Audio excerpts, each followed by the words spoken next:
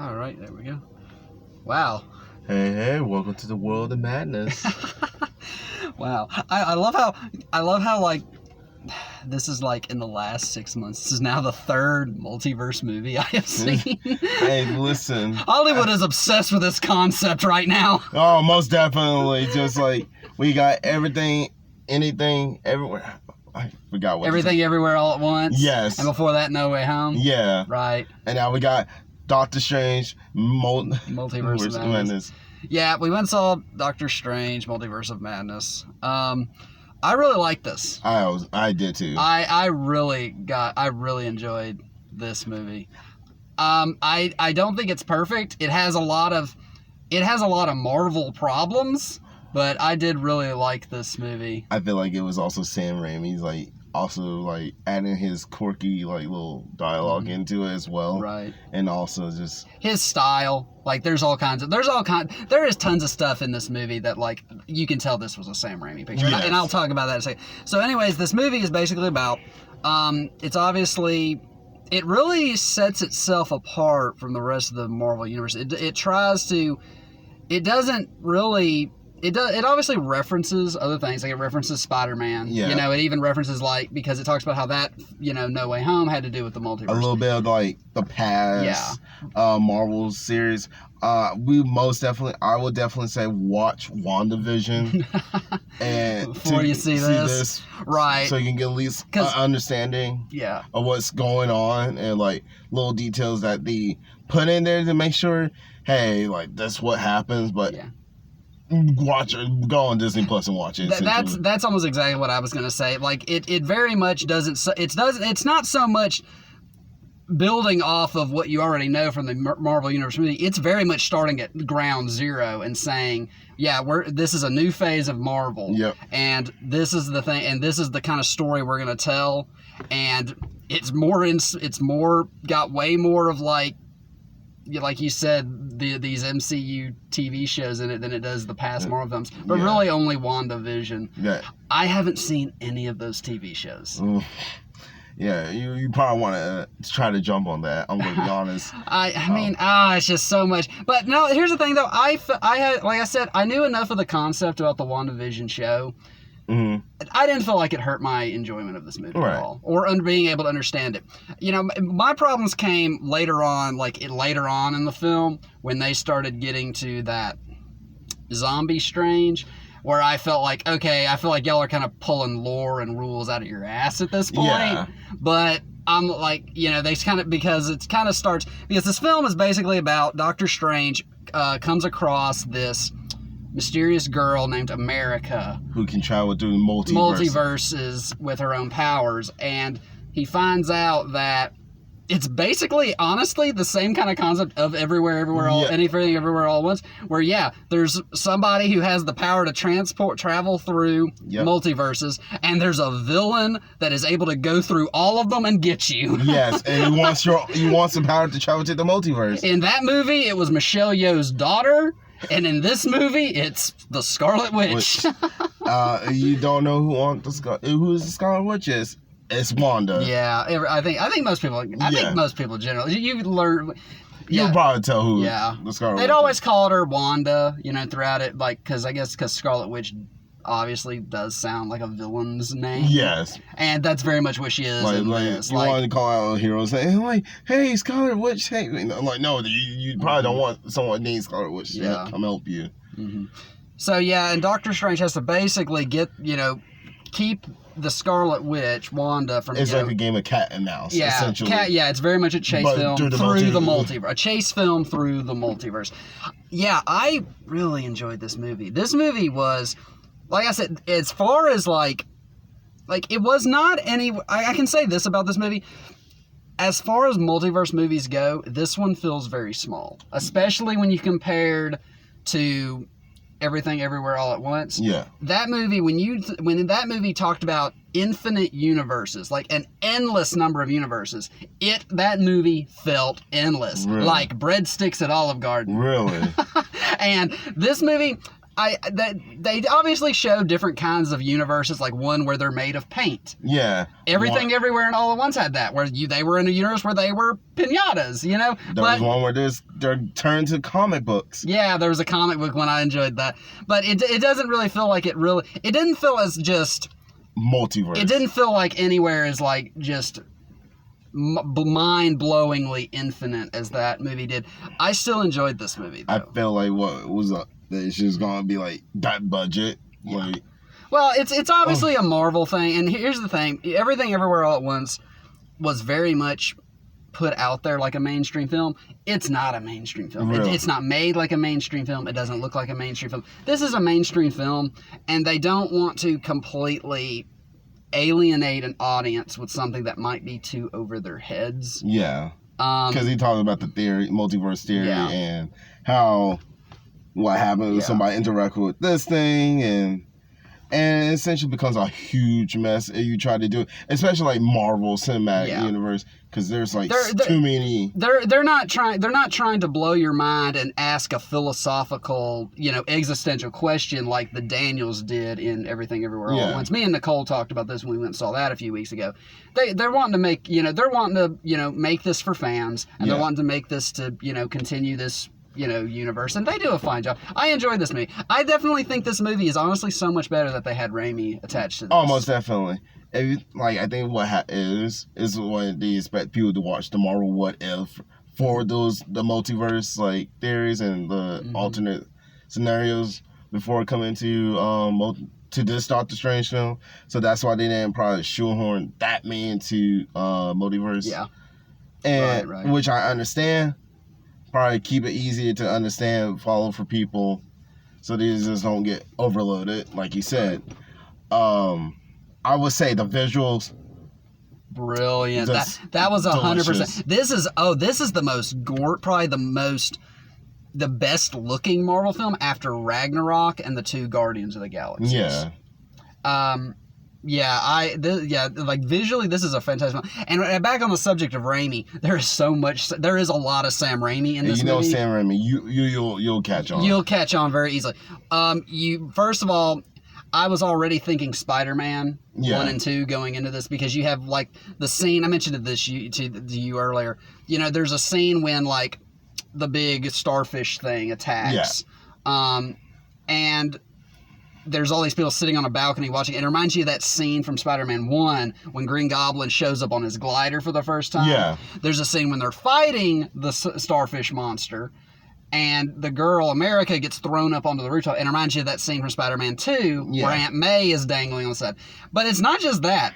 There's also Raimi's horror series in this as well. The second that zombie Strange came up out of the ground, my mind went to Evil Dead. Yes, so spoilers. You want to get into that?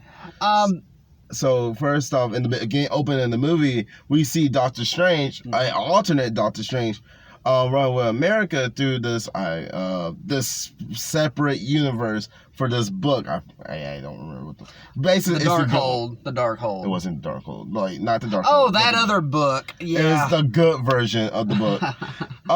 But essentially, that Strange gets killed in the opening. Yeah. So, which was a surprise, but the dead Strange and America gets transferred to our current Strange, the Universe 616. And he's like, "Oh, I just saw you in my dream."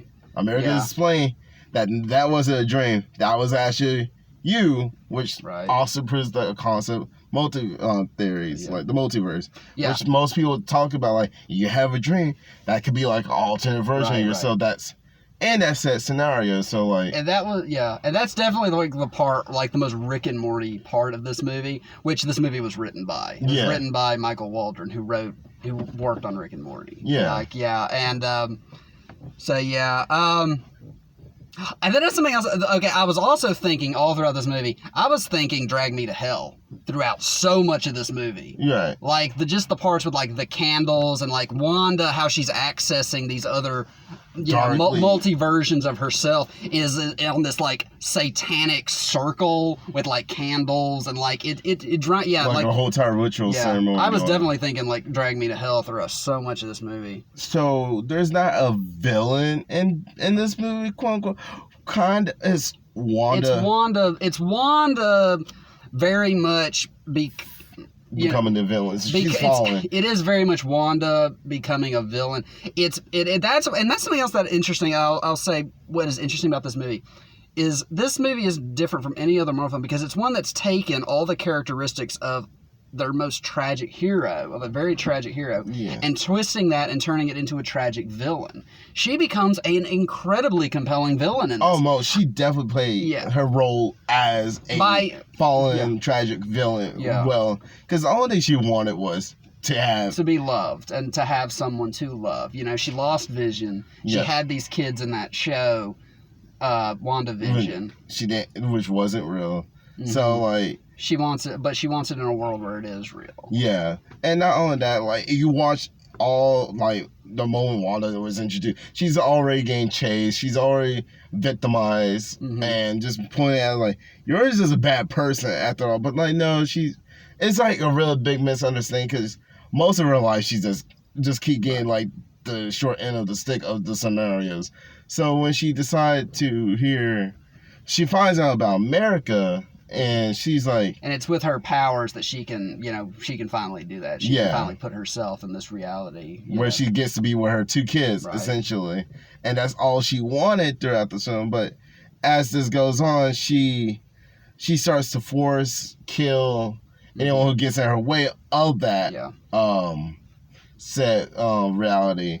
So it's her just chasing Strange and America through the multiverse just to get America's power, and it's just kind of just tragic. It very much takes everything that has been established by Wanda and makes it into a very compelling villain story, which I feel like is a strength of this movie, but at the same time a weakness because that means this movie doesn't stand on its own. Yeah. Like, if of all the Marvel movies that you could watch for the first time, this is at the bottom of that. This cannot be your first Marvel film. No. And I feel like that is a little bit of a weakness. A movie should be able to do that even without, leaning back on everything, before it. Yeah. But as a fan and as somebody who has watched these, it works on its own. It's only stifled by Elizabeth Olsen's performance, which is very inconsistent in times. And that's been a complaint of mine ever since she was introduced. She's definitely the most inconsistently acted character. Her accent is still her Russian accent still comes in and out. Yeah, almost definitely. Pick one. Pick whether to talk with it or not, Elizabeth, please. She's trying. She's trying, all right. It's all right. Yeah. But yeah, so, yeah, I really like... There's a lot to like about this movie. I'd say this is in the middle of the Marvel franchise. This is a solid 3 out of 4 for me. I liked it more than the first one. Oh, really? I like this one more than the first one. Oh, the Illuminati, don't forget. Oh, the Illuminati, okay, so I would say... First initial reaction, because I watched this movie beforehand. Yeah, you did. I thought this movie almost felt like a rated R film, just due to how it was introduced and like how it was played, like in the mid of the movie, like at the middle part of the movie. Wanda gets a hold of another version of herself, of the other puppet. Yeah, she uses that dark book. Basically, this book, puppet other version of the other multiverse. Yeah, so she got a hold of another version of herself, and she's pissed. Yeah, she's extremely pissed and getting very frustrated with this game, a cat and mouse with Strange. So, the Illuminati consisted of different. They were basically the Avengers. The Avengers in a world where the Avengers don't exist. Yes, they took care of Thanos. Which I find hilarious. But apparently, Doctor Strange of that universe died because he got a hold of the book Darkhold. Yeah, which kind of corrupted his mind. But so besides that, Scarlet comes through and she starts killing everybody, like from Peggy. And she was the what if version of the British what if version of Captain America. Yep. That new guy, Black Bolt. I had never heard of that hero. Don't know anything about him. Black Bolt. So like that scene, those scenes were really graphic. Like I felt that she Deadpool in Wolverine X-Men Origins Wolverine's him. Yeah, like she's like, and my favorite moment when she's like, "What mouth?" Yeah, like I was like, you guys should have just kept quiet about that. He got Wade Wilson, original Wade Wilson. Yeah, she was like, "What mouth?" And boom, his head explodes. Yeah. Then we got. That was Lashana Lynch's character from Captain Marvel. It's in a universe where Lashana Lynch's character ends up as Captain Marvel. Okay, and you want to tell them like the big surprise? Oh my god! Yeah. Well, I'm not gonna. We don't have to talk anymore about that. Okay. Yeah, but we should have known. I mentioned this to you. I guess we should have known that after No Way Home found a way to tie Raimi's Spider-Mans and Mark Webb's Spider-Mans to the MCU Spider-Mans. Guess we should have really predicted that a Doctor Strange multiverse movie, if a Spider-Man multiverse movie did that, we should have predicted a Doctor Strange multiverse movie would have found a way to tie, the other parts of Marvel that went missing, that have been missing, that have gotten films in the past but haven't been put. Yeah. Let me just go ahead and tell you that is I mentioned this great fucking. It was great fucking casting choice for. Same character. Yeah. Not the one that's played by who has always played that character in the past. Yeah. The new one. Great. I hope that's the actor they're getting to play that character. That gets me so excited. Yeah. That. Especially after we've gotten so many bad versions of that movie. Yeah. I feel like that's pretty obvious what I'm talking about. Maybe it's their redemption arc. Yeah. After so long, they're like, finally, free from my 1,000-year rest. Mm-hmm. So. Yeah. Oh yeah. I enjoy this. This is definitely it is very much made for the fans. It's not my favorite multiverse movie of this year that goes to Everything Everywhere All at Once. It's not even my favorite multiverse movie of last year, which was No Way Home. But the fact that of all the multiverse movies, the fact that I can give this a bronze medal at this point, that shows you this is a concept everybody's and their mothers want to make a movie about right now. Yeah, I give it a 3 out of 4. Yeah. I'll give it 3. 3 out of 4. All right. In that case, we want to go to trailers then? Yes. So, yeah. In the, as usual, the trailers consisted of... You said that you got a lot of the same ones you got when you saw this 2 nights ago, right? Yeah. Top Gun. Everybody knows the Top Gun Maverick. Elvis. Well, I don't think we've talked about Top Gun Maverick yet. Oh, we haven't? I haven't. No, not on this. So, do you care anything about Top Gun? Top Gun is that movie series I know existed, and it was very popular, but I was like... It's not... It's just whatever. It is a dude movie, but... I don't know. It's just not... It's hailed as this... It's more of just a pop culture fascination than it's a great movie. Yeah. And this Maverick movie, it has literally been out there. They just keep golf balling it. They hit it down the line saying, we're going to release it now. They get to that point, and then they push it back even further. This movie has been supposed to be coming out since 2019.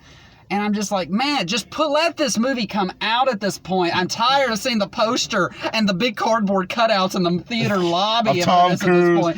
Just so Tom Cruise standing and watching me to say, hey, watch my movie. We'll have Mission Impossible 7 or 8 by the time it comes out at this point. Can I watch this Judgment Day? I will gladly just rewatch Judgment Day. So, yeah, Top Gun Maverick, I don't know. Yeah. I don't care. Then we got Elvis. I've gotten this one before with Allie. I got mixed feelings. I don't know how to feel about it. I'm not a big I'll tell you something I told Allie. I'm not a big Elvis fan. The movie looks freaking beautiful. Yeah. It looks, and I like the guy. I think the guy they got to play Elvis, he's doing a really good job. He doesn't feel like he's doing a fake Elvis accent, but it doesn't feel like some hokey, impersonator who'd be doing a wedding in Las Vegas. Yeah, but it looks really good. It feels like he's naturally into it. Right. So I might give it a watch. Mm-hmm. Then that one comes out in a few weeks. I'll see if Allie is free to go then. She's working on redrafting a web series that we made redrafting a web series that we did a pilot of earlier this year. But she might be free to go see that in a few weeks because I think she is interested in seeing that one. And then the next one is the biggest Pixar movie. Oh, Lightyear. So I like how this one was finally one that actually had a plot and not just like a David Bowie music video, which is like what the first one was. Yeah. So Lightyears, I don't know how to feel about it. It looks interesting. Yeah. At this point, I'm expecting to get a Woody movie. Woody Sharon movie. Let's do that. Let's just get a movie for all of the little Toy Story characters. Yeah. They make their own little Toy Story cinematic universe. Oh my goodness. The TSCU. Oh no, not the Toy Story universe. You know what? Disney hears this and they start making this. Hire us. We came up with this. So Lightyears, basically about Buzz Lightyear. Or a Buzz Lightyear origin movie. Yeah, the real Buzz Lightyear. Yeah. So. Which I don't understand. Like, if they were gonna make this, why did they feel like they had to come up with like an origin movie and like an original story? When I would have just liked to have seen them do like a 3D CGI, like their Pixar animation version of like what the show was about. Like, do you remember that when we were kids? That show, the Buzz Lightyear show. Yeah, it was just called the Buzz Lightyear show. Yeah, or it was just Buzz Lightyear, I think it was, or of Star Command or something. Yeah, it's like a cartoon. Had like the big red guy and the girl with like the red hair characters. And then like. It's been years since I've seen this. I can't remember anybody's name. Disney probably forgot about it too, and it was like, "Hey, we got this series." Just take that concept. That one had Zarg in it too. You know what? They might probably do that for like years too. If this movie does well in box office, because money. Yeah. But you haven't heard from us. Then the next movie was Avatar. Avatar: The Way of Water. Yeah. Oh wait, you sure there? Didn't we get 5? Oh, Thor. Oh, Thor: Love and Thunder. Yeah, we can talk about that one first. So that one. That's out of all the Marvel movies coming out this year. That's the one I'm most excited. Really? Because I love Thor Ragnarok. They finally made Thor like feel like a really like what it should have been. You know, the first Thor is fine. Second Thor. It's just such a bland film. Thor: Dark World, I don't give a shit about. That is by far the worst movie in the series. Is Thor: Dark World. I hate that movie. I would almost say that movie is almost to the level of Batman versus Superman. Oh, I hate that movie so much. And they've always been the least visually impressive. And then they made Thor Ragnarok, which was like, you know, if Marvel remade Flash Gordon, and I love Thor Ragnarok. That's like in my top 5. So that one is going to introduce us to Lady Thor, which is going to be, you know, Natalie Portman from the other movies. You know, remember she was dropped out of it, like her and Thor broke up, and it's going to have the Guardians in it, which will be fun. So hey, there's your semi Guardian of the Galaxy 2.5. Your appetizer to Guardians of the Galaxy 3 for when they finally wrap them up. Yeah, I'm a super excited for Thor: Love and Thunder. So and it feels so like 80s and 90s. Not even 80s, 90s. Well, that's like what I was saying about Thor Ragnarok, like Flash Gordon, this like just which is honestly I feel like is what more of like the comics felt like. You know, Fair. I don't know. I've never read, like I said, I've never read any Marvel comics, but like you look at like the old like 60s, 70s, it's got that like psychedelic hippie look to it. True. It's like the colorful, trippy colors. Like so, the last one that I just don't personally care about. Avatar: The Way of Water. So, yeah, Avatar is getting a sequel since that movie came out, 2019, 2009? Yeah, about, gosh. And that movie, you know, the weirdest thing about that movie, and Nicole and I have talked about this all the time, is that movie was such a huge, like, event when it came out. And yet, here we are 10 years later, the only legacy that it has legacy it has to its name isn't really even visuals, because there's so many other movies that have come out that have done better. It was just its now defeated box office record. Endgame surpassed it, remember? Oh yeah. That was the only reason people talked about it, is it surpassed Cameron's own Titanic as the highest grossing movie ever. Endgame surpassed it. Now it has nothing of a legacy anymore, other than that it's a decent looking